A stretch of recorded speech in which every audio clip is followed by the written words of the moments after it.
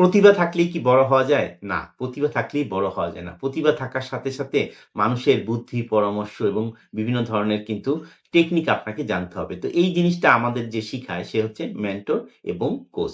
তো ভারতের যে বিশ্ববিখ্যাত ক্রিকেটার বিরাট কোহলি তার একজন মেন্টর ছিল, তার একজন কোচ ছিল। যেমন ধরেন নেলসন ম্যান্ডেলা তার মেন্টর ছিল, কোচ ছিল। বিল গেটস তার একজন মেন্টর ছিল, তার একজন কোচ ছিল। তো আসুন দেখি মেন্টর কি আসলে করে? তো যদি আমরা একজন ক্রিকেট খেলার উদাহরণ দিয়ে যদি আমরা দেখি, তো বিরাট কোহলি তার মেন্টর ছিল মহেন্দ্র সিং ধোনি।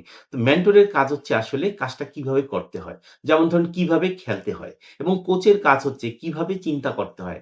তিনি আসলে তার মনোতত্ত্ব নিয়ে কাজ করে। হয়তো একজন ক্রিকেটার তিনি রান পাচ্ছেন না, অনেকদিন যাবৎ তিনি মানসিক চাপে আছেন, পারিবারিক চাপে আছেন, সোশ্যাল একটা ক্রাইসিস এ আছেন। এই জায়গাটায় কোচের কাজ হচ্ছে তাকে কোয়েশ্চেন করে তার ভিতর থেকে পোটেনশিয়ালটা বের করে তার কাছ থেকেই একটা সলিউশন নিয়ে আসা। তো এখান থেকে আমরা যেটা আসলে বুঝতে পারি মেন্টরের হচ্ছে একজন সাবজেক্ট ম্যাটার এক্সপার্টাইজ। ওই বিষয়ে অবশ্যই কিন্তু তাকে নলেজেবল হতে হবে। ধরুন আমি হয়তোবা বিরাট কোহলির কোচ হতে পারবো কিন্তু আমি বিরাট কোহলির মেন্টর হতে পারব না। কারণ আমি আসলে বিরাট কোহলির চেয়ে ভালো ক্রিকেট খেলতে পারি না। আমাকে অবশ্যই কিন্তু বিরাট কোহলির চেয়ে ভালো মানে খেলতে হবে, তাকে ওই টেকনিক গুলি শিখাতে হবে। তাহলেই আমি তার মেন্টর হতে পারব। কিন্তু আমি হয়তোবা তার কোচ হতে পারবো। আমি যদি সঠিকভাবে তার কাছে কোয়েশ্চেন গুলি করি যে, "এই জায়গাটা এই শর্ট খেলাটা কি ঠিক হয়েছে? এই জায়গাটায় কি ইমপ্রুভ করা যেত? এই জায়গাটায় অন্যভাবে খেললে কি হতো?"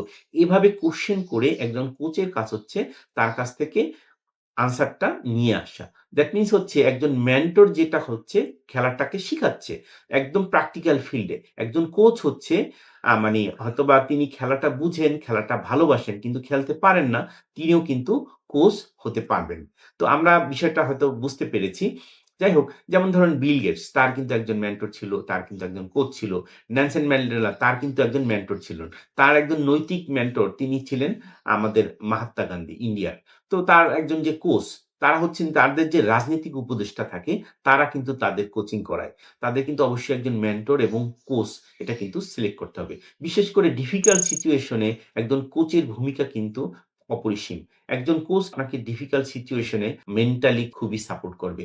যে সাপোর্টটা কিন্তু আসলে খুবই দরকার। যেমন ধরুন হেডফোনের তার যেমন পেঁচিয়ে যায়, আমাদেরও কিন্তু আমরা কিন্তু মানসিকভাবে কিন্তু অনেক সময় বার্ন আউট হয়ে যাই। তো মেন্টর এবং কোচ ২ জন মানুষেরই কিন্তু আসলে কাজ হচ্ছে আপনাকে এম্পাওয়ার করা। কিন্তু এই এম্পাওয়ার করার মধ্যে কিন্তু একটু মানে ডিফারেন্স আছে। তো আমরা যেটা আসলে দেখলাম যে মেন্টর হচ্ছে যে কিভাবে কাজটা করতে হয় এবং কোচের কাজ হচ্ছে কিভাবে ভাবতে হয়, কিভাবে মনস্তত্ত্ব নিয়ে কাজ করতে হয়।